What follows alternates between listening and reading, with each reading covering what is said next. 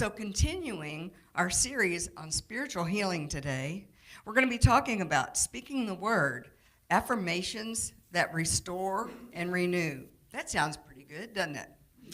According to Unity, affirmations are positive statements of spiritual truth that help shift your consciousness and align your thoughts and feelings with your divine nature. Kind of a way to get us unstuck from living in the purely human zone. I can't think of a better way to begin today's talk than sharing the words of Myrtle Fillmore on healing. Francis Folks combined and compiled healing letters that Myrtle sent in response to people that asked for their help.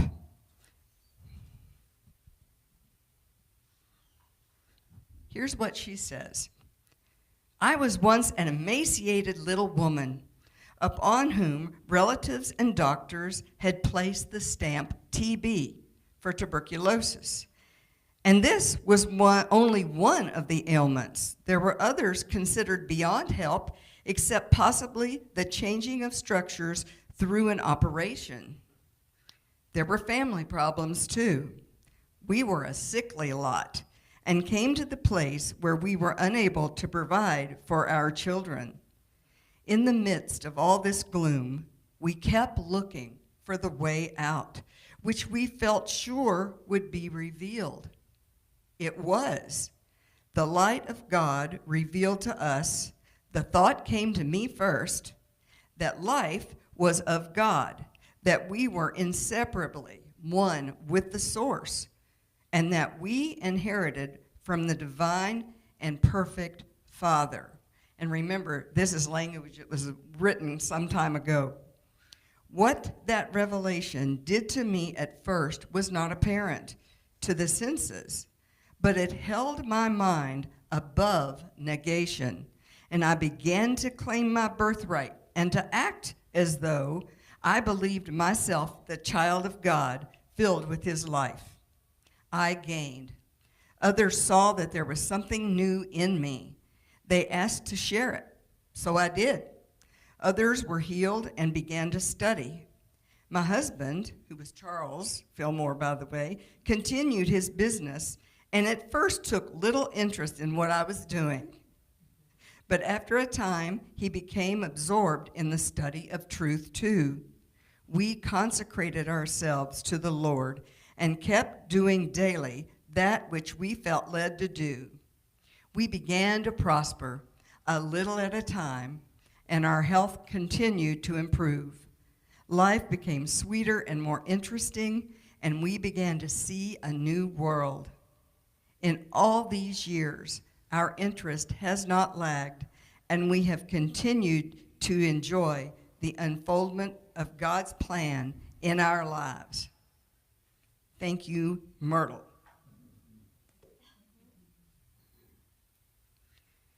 So let's break down today's topic by first talking about the power of words. Because, as Rev Val stated a couple weeks ago, words have power. You know, you can hear that, and yeah, words have power. But we can work on this. Both the words you speak to others matter, and your inner dialogue matters. It's important. It makes a difference in your life. First, let's look at our spoken words to others. How many of us have spoken harshly, and you don't have to raise your hand or anything. How many of us have spoken harshly to someone else and instantly regretted it? Boy, once those words come flying out of your mouth, there's no way to stuff them back in. Like our computers, sometimes I wish we had an undo button. So I'm going to ask you just to take a moment and think back on a time when you felt really hurt by something that someone said to you.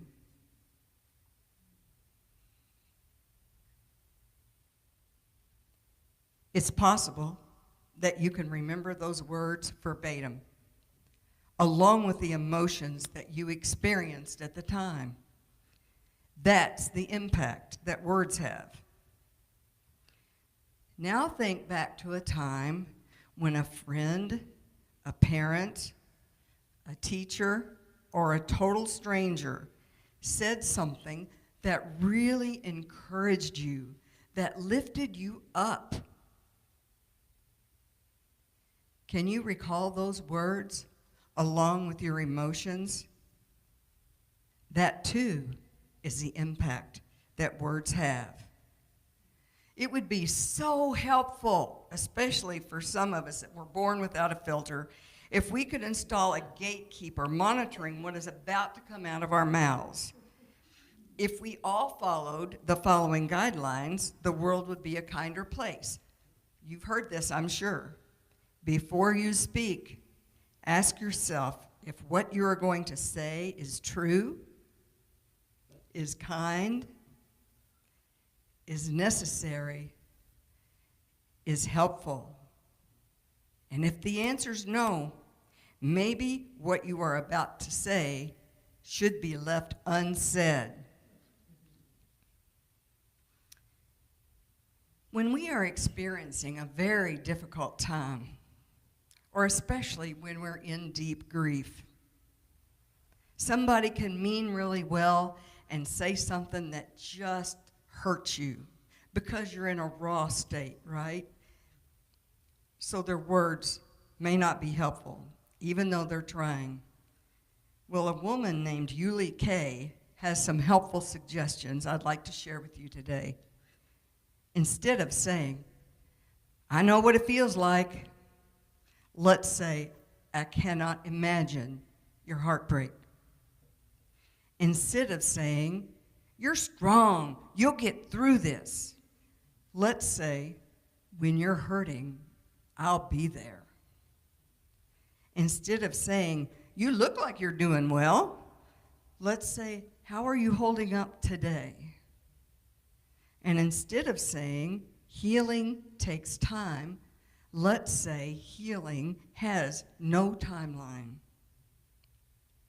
Instead of saying, everything happens for a reason, let's say, this must feel so terribly senseless right now. And when there are no words to say at all, you don't need to try and find any. Love speaks in silences too.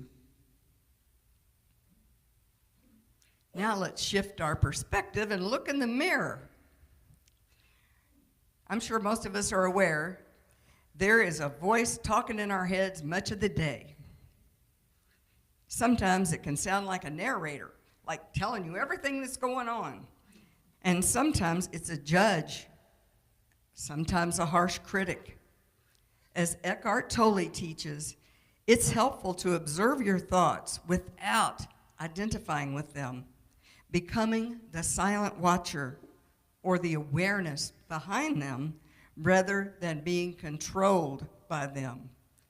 By shifting from being your thoughts to observing them, you create a crucial distance, allowing you to disengage from their incessant internal narratives and connect with your true nature. I could sure use a little of that most days.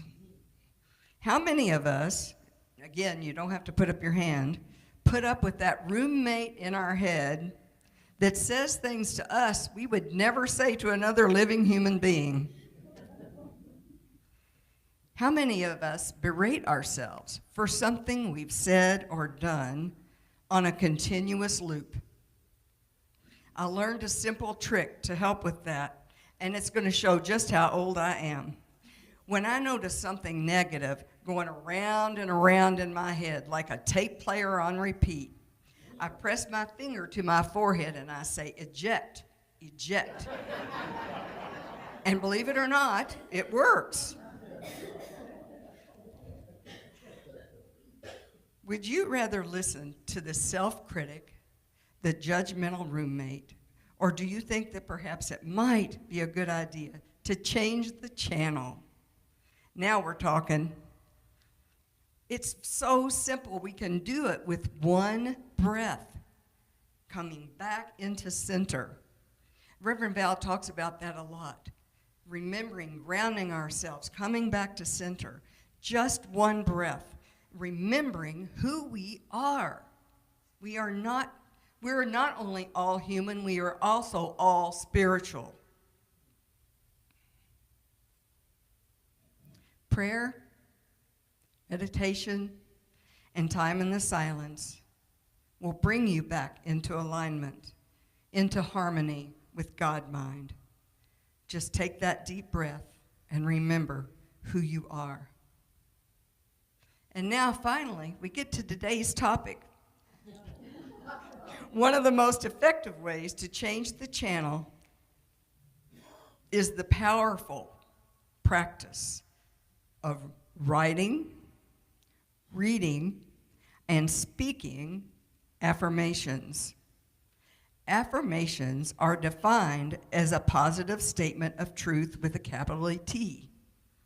Unity states that the purpose of affirmations is to establish in consciousness a broad understanding of the divine principles on which all life and existence depend. By affirming truth, we are lifted out of false thinking into the consciousness of spirit. And don't we all want to operate from that level? For example, if I'm feeling sick, I can affirm the activity of God is infilling every cell of my body with divine love and healing energy. And I'm going to speak some examples and pause a moment after each one. And I want you to notice how some of these will land with you and some won't. I am open and receptive to the healing love of God within.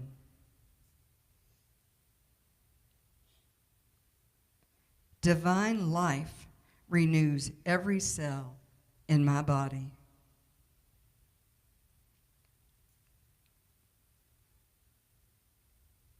I am wondrously made of infinite love.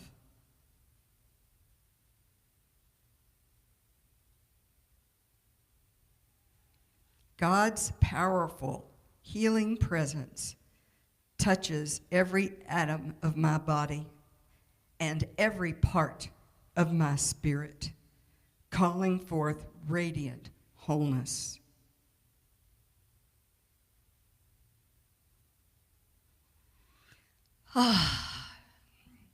It's important to acknowledge whatever is going on in our physical bodies or conditions in our human experience and not engage in what Unity calls spiritual bypass. And here's an example for you. Let's say I've come down with the flu, yuck, and I'm in bed with a fever and chills.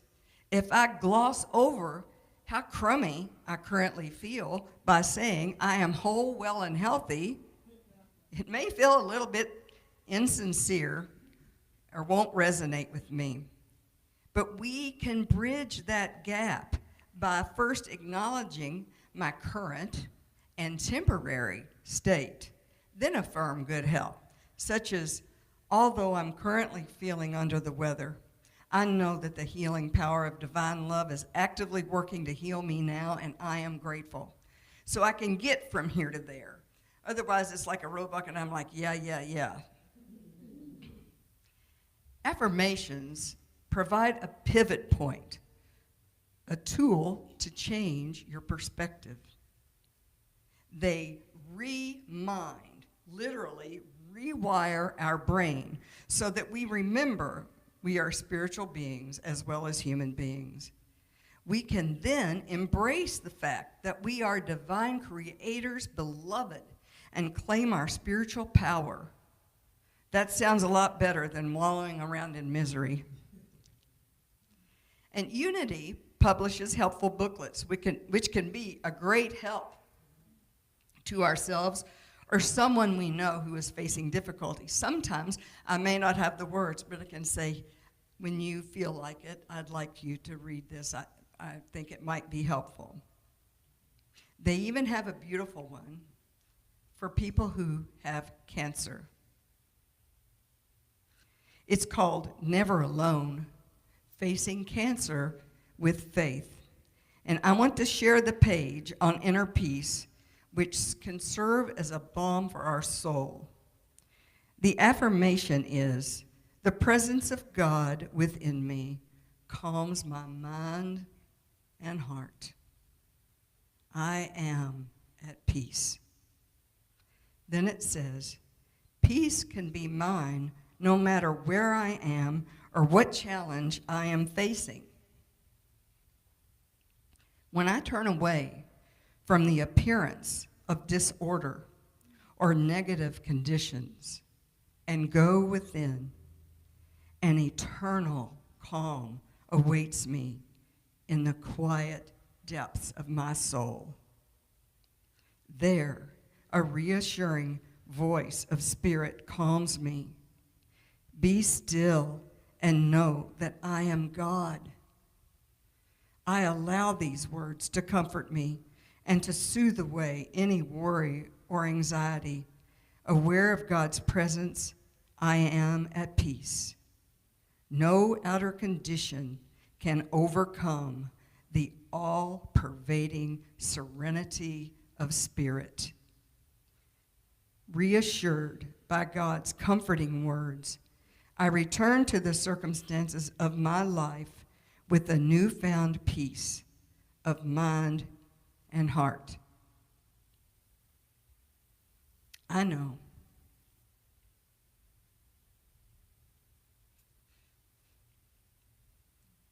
from personal experience that these words and others from Unity comforted my son during his cancer journey. I'm sorry. No, sorry. They are. It's amazing. I'd go to chemo with him and share a reading with him, and it made that experience so much better and made him feel at peace in his soul, which is so critical. On a lighter note, thank goodness, there are two gifts that Reverend Carol Mahaffey shared with me that proved extremely useful in my own life experiences. The first is that when she became critically ill while traveling overseas, I think she said she was in Bali, or however you're supposed to say that country. She was so sick that the only affirmation or prayer she could utter was God's name. When she was in a moment of consciousness, she would say, God, God. And through her faith, she eventually regained her health. I think it'd be pretty scary to be in another country and get gravely ill. And so I really admire her sharing that with all of us. In 2013, I'd been to the emergency room 3 times in one day, the third time by ambulance, with excruciating back pain and unable to move my right leg. I had been given multiple doses of different pain medications and had emptied my poor stomach many times and felt absolutely miserable. I remember Reverend Carol's one-word affirmation, and I too invoked the power of God's name. It was on a weekend, isn't it always? When specialists are only available on a call-in basis. The neurosurgeon on call, and I remember his name, that's how much I remember, is Dr. John Harpring, a neurosurgeon with Norton's.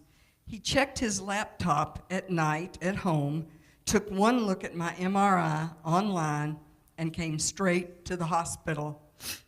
He performed emergency surgery the next morning and told me how fortunate I am not to have permanent nerve damage.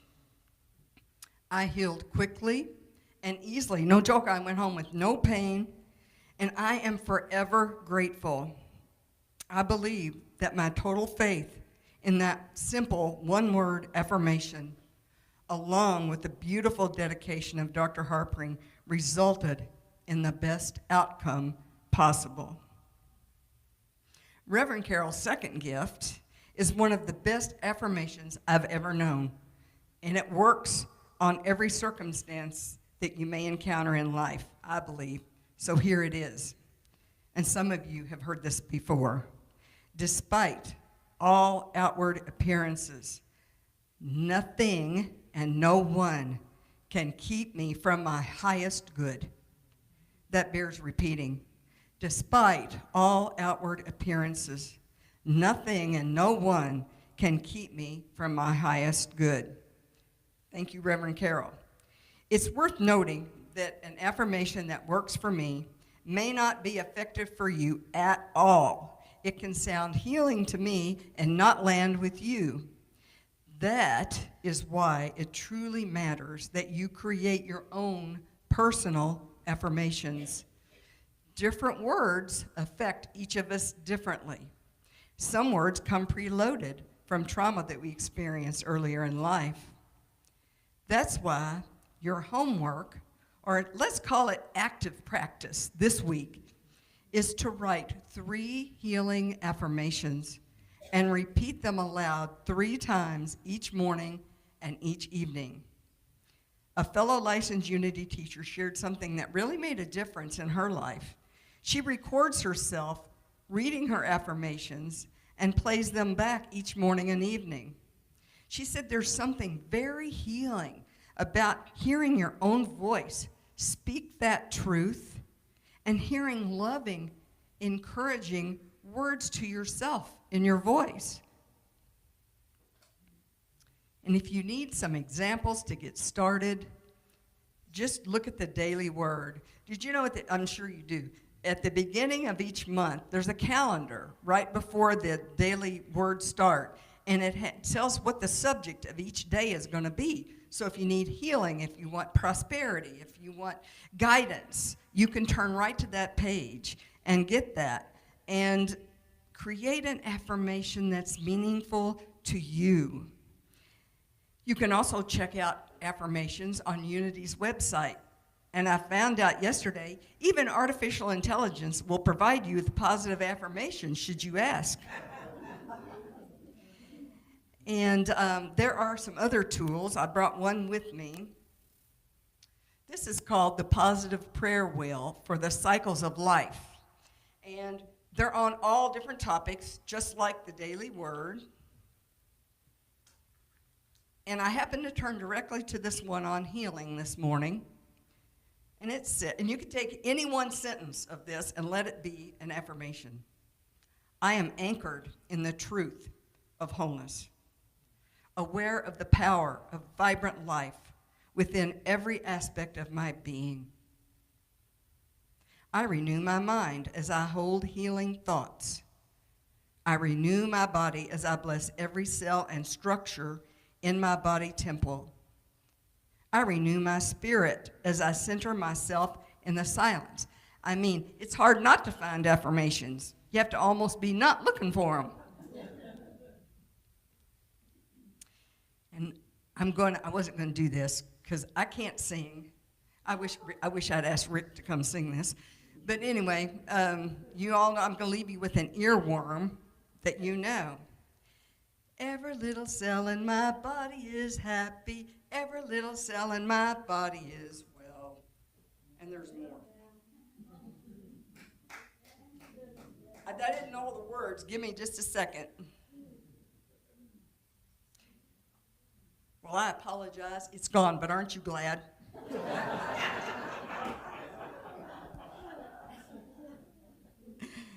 Well, I'll leave you with something better than that. Reverend Rick shared a beautiful, inspiring, healing affirmation.